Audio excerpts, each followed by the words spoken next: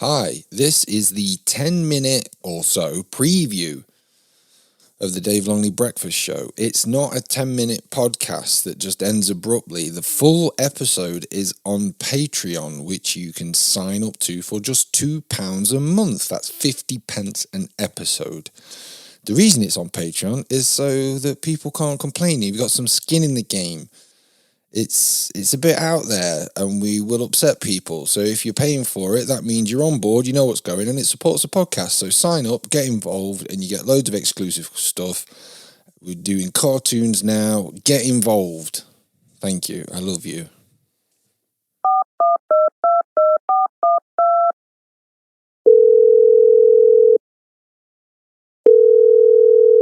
Morning, William. Yes, good morning, David. How are you? Yeah, I'm fine. How are you, mate? I'm very good, thank you, David. David, I'm calling regarding a little incident from last time you were on the air. Yeah, was this Gurgit? Yes, David. I'm afraid Gurgit's rubbed a few people up the wrong way with the choice of language. Yeah, I mean, it was towards the end of the show, so I would imagine most people missed it, to be honest. Yes, well, a lot of people caught it, and I'm afraid the P word used in that fashion, it's not particularly acceptable. No, it wasn't, it was, Gurgit and Jagpesh, they've got their own sort of shorthand, and I think to Western ears, it sounds a little bit aggressive. Yes, I think calling one another that word is it's a little bit too much for the morning show, if you catch my drift. Yeah, I do.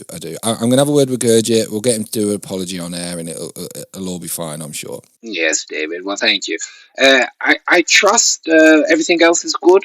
Yeah, everything's fine. Today's show is going to be a little update about my HIV and about my stand-up comedy. Yes, yes, I should get that checked too. Who do you see about your HIV? Dr. Gupta, Sanjay Gupta. Yes, that's my fellow. He's jolly good, isn't he? Yeah, he's great. He's really good. Yeah, he's really up to date with everything. And I thought it'd be good to let the listeners sort of see what goes on, a bit of information, a bit of public service broadcasting. Yes, well, after last time's debacle, I think it's probably better that we do stick to that sort of thing. Yeah, sure. I'll get Gurgit on it and we'll say no more. Okay, that's wonderful, David. All right, then. Take care. Yes, you take care too. Bye-bye now.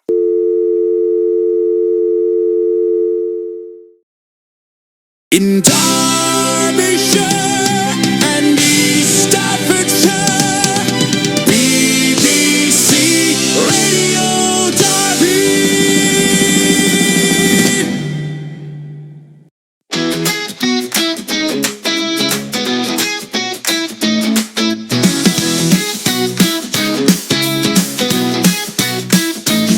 Start your day right with Dave Longley and HIV positive vibes.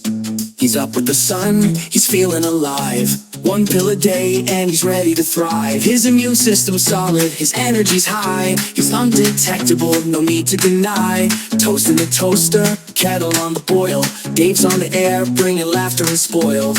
He's sharp, he's warm, he's living out loud. Dave Longley in the morning, steady and proud. Da-da-da, Dave Longley, no stick. Good morning and welcome to the Dave Longley Breakfast Show. No stigma, just strength, just positive vibes. That's right, it's me, Dave Longley, coming at you live from BBC Radio Derby. Good morning, it's Dave Longley, the Dave Longley Breakfast Show, here to get your day started the right way with all your news, travel, weather and commentary. On today's show, I thought I'd give you all a little bit of an update about all the things that are going on in my life. Lots of you, very kind people, you ask about my health and how I'm getting on and, how the HIV is. And also many of you have been interested in how my stand-up comedy career is going. And my therapist has pointed out that since I live so much of my life in the public eye, it will probably be good for me to share a lot of this with you, the listeners. So some of my life is private, but I thought I'm going to open up as much of it as I can possibly to you. I'm going to tell you how I've been getting on, give you a little insight into what happens when you have HIV. So today, on today's show, Dr. Sanjay Gupta, who is my consultant at Derby Royal Hospital, is going to call in, and I'm going to give you a little peek behind the curtain about how these consultations go on. And I've also asked Ben Silversmith to call in and give his opinion on a set I did recently at Uncle Spunk's Chuckle Trunk. So that's what the show today is about. Maybe some of you have a question about my HIV or indeed my comedy, and perhaps you have an opinion on both topics, but that's what I want. I want you to get involved. I want to hear from you. Call in, drop a comment on the Facebook page. Let's see what happens. But before any of that, we would normally get you some travel news. But today, we need to address something a little more important than the mild inconvenience of traffic disruption. Last time we were on the air, my sound engineer, Gurjit Gill, DJ Double G himself, took over the hosting duties briefly in order to discuss with his twin brother Jagpesh the topic of whether or not looks are important. Whilst engaged in this discussion, Gurjit decided to use a word that's usually used as a racial epithet. Gurjit did so in a manner consistent with how he would normally talk to his brother when trying to insult him, but it was deeply, deeply inappropriate for a BBC breakfast show. As such, Gurjit Gill would like to say a few words to you, the listener, so that you may understand the gravity of the situation and the deep sorrow that Gurjit feels. Gurjit, the microphone is yours. Thank you, David. Good morning, people of Derbyshire and East Staffordshire. My name is Gurjit Gill, DJ Double G, and I would like to apologize for using the P word last time I was on the air. I have no justification for such language, and calling my brother a P word, although very funny to me, would not have been funny to the good people of Derby. Indians should not be using racist language, especially at the expense of Pakistanis. I was just trying to curry favor with some of the listeners who are at a certain political persuasion. Please accept our most humble apologies. I will now hand you back to Dave. Thank you, please. Thank you, Gurjit. I know that wasn't easy for you, and it shows real strength of character to admit when you've done wrong. And at the end of the day, we'll always forgive you. We'll always forgive you. Oh, thank you, David. You're very kind. Yeah, and perhaps don't try to curry favour.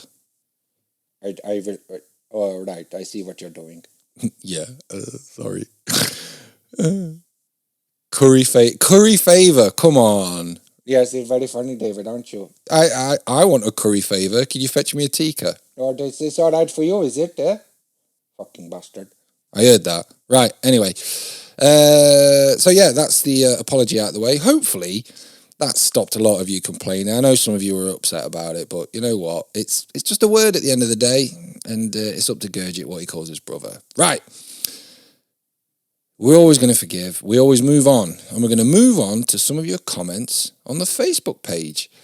And just, Gurjit, this is unbelievable. Look at this, right? You've done the apology. Like a minute later, messages of support. Unbelievable. This is amazing. Jeff in Symphon, for example. Jeff's written, good on you, Gurjit.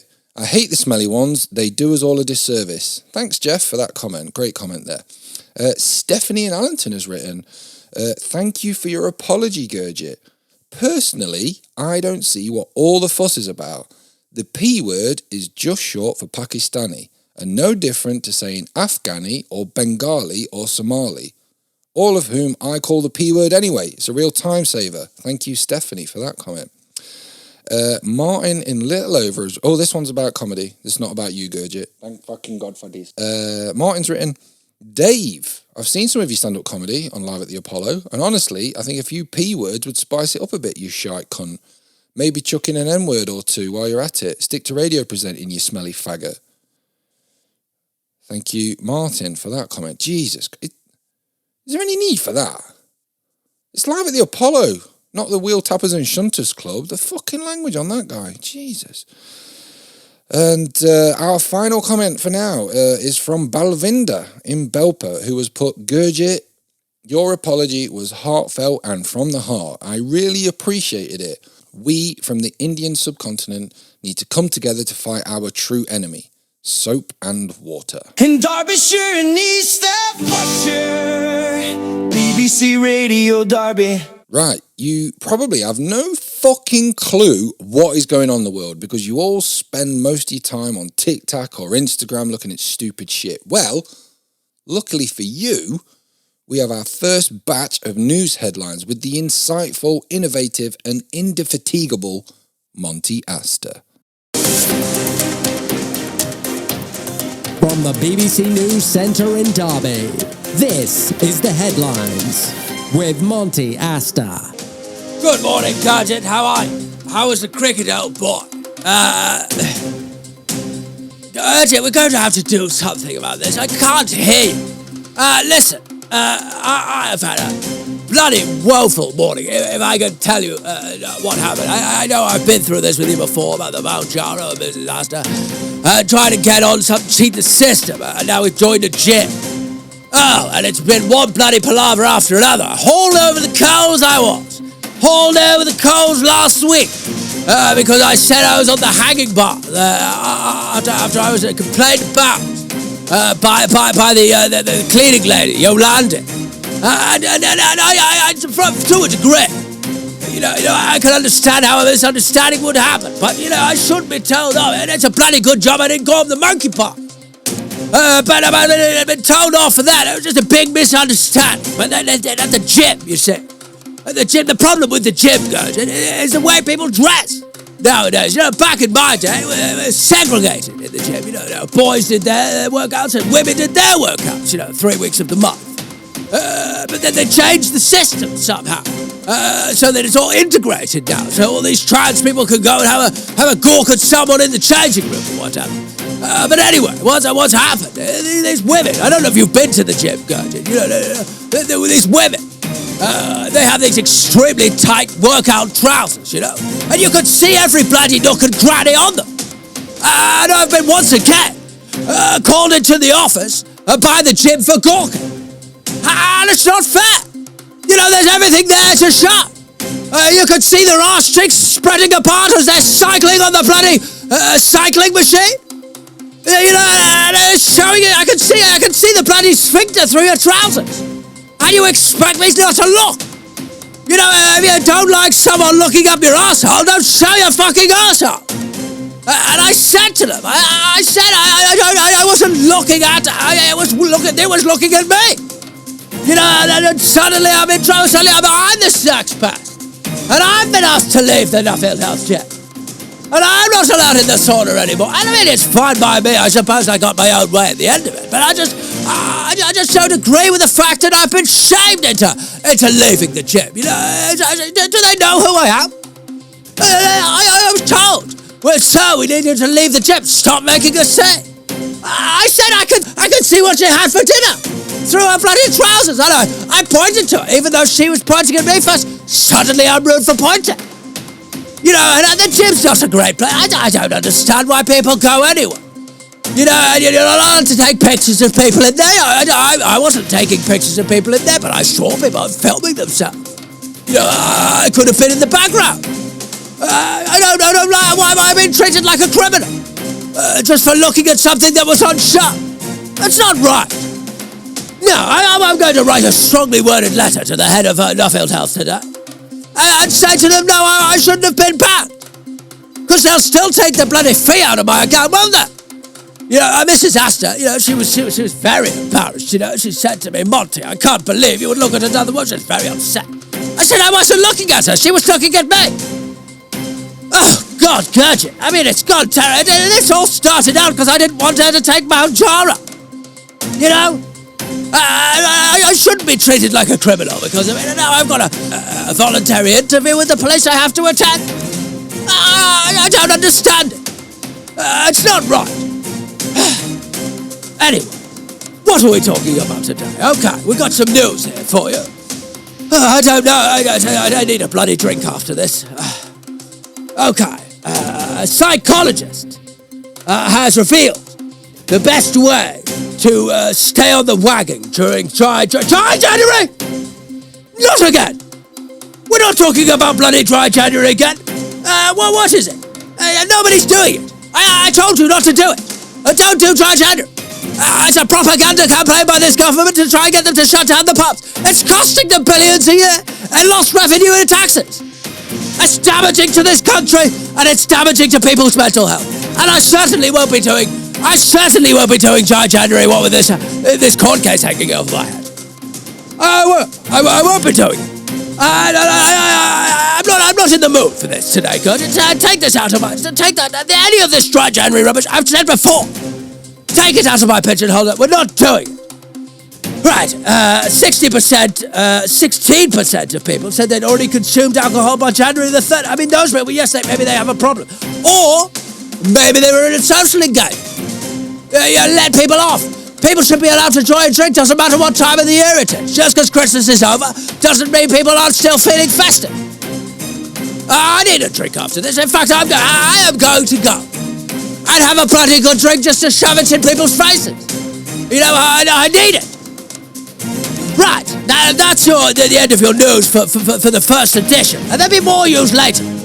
Stick around. I've been Monty Astor. These have been your headlines. Over and out. In Derbyshire and East Staffordshire, BBC Radio Derby. Monty Astor there. Great headlines. Right. It's time for our first call. And on the line is my HIV virus consultant and good friend, Dr. Sanjay Gupta. Now, before we start the call, I would like to warn people that Dr. Gupta was born in India, raised in France, and occasionally visits Wales. So, with that in mind, Dr. Sanjay Gupta. Dr. Gupta, how are you? I'm very well, Dave. Good morning to you and, of course, to your listeners across the Derby area. Yes, thank you so much for taking part in this. I thought it would be good for the listeners just to get a sense of what happens during these consultations. So, yeah, I've had my bloods taken and I just want you to know just treat this like it would be any other appointment. Okay. Well, first of all, David, I need to ask, have you continued to engaging in the homosexual activities that led to you being in this predicament in the first place? Have you continued with such things? I have continued. I have tried to cut down. This is good. I've knocked the sauna on the head for a bit. But yeah, I am, yes. Could I just make the inquiry, what sort of music have you been listening to recently? A little bit of the Pointer Sisters. I've been listening to Aretha Franklin. Occasionally, every now and again, Frankie Goes to Hollywood and Erasure. But okay, this is not good. This is not good. It's raised concerns for me. But you say on the occasional. Do you know Jimmy Somerville? Oh yes, I am aware. Yes, I wouldn't say I'm a big listener, but it does pop up from time to time. Okay, this is good. Mark Almond. Yeah, that's been on in the sauna. Yeah. Many years ago, I actually see Mr. Almond in A&E, and he had quite a predicament that was... Anyway, never mind. I've got some results here for you. Oh, great. And it's largely good news. Oh, thank God. But also quite a unique case in that you have... First of all, you're a very lucky man.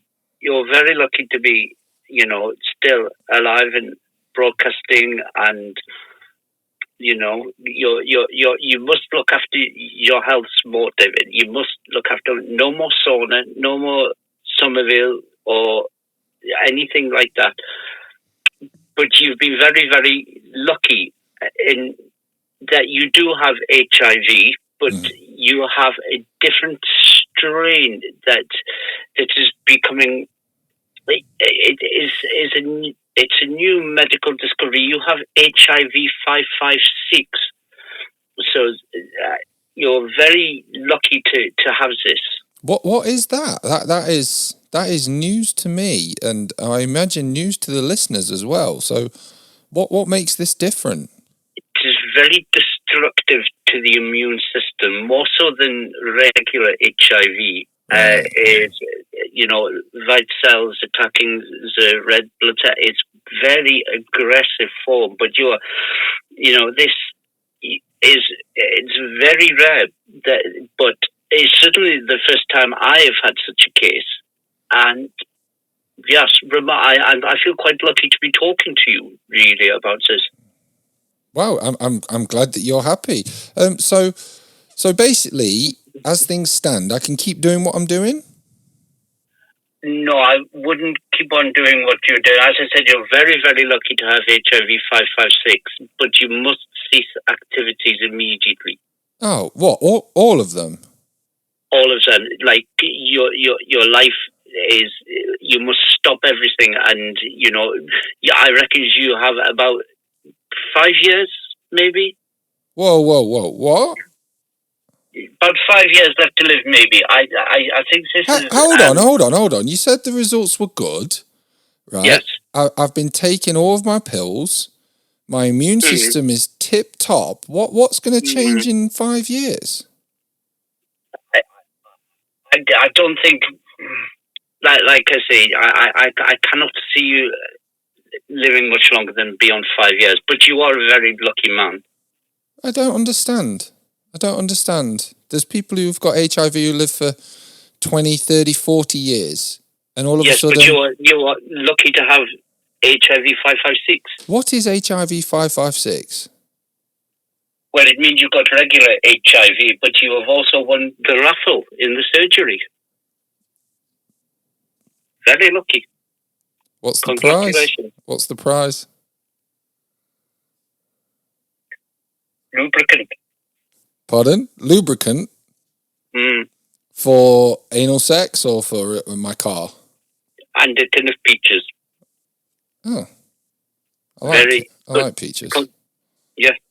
Congratulations. Well done. Do you want to come in and collect this today? Can I donate my prize to charity?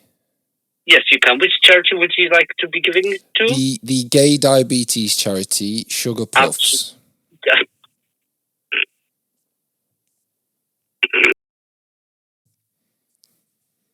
This brings us to the end of the preview. If you would like to listen to the whole episode, which includes FGM of the Week, Monty Astor reading the news headlines, extra conversations, adverts, jokes, everything you want from a podcast that isn't just two cunts talking, sign up to the Patreon. £2 a month is the entry level. It might go up to £3 in the new year, so get involved now while the price is low. Please, I love you. In Derbyshire.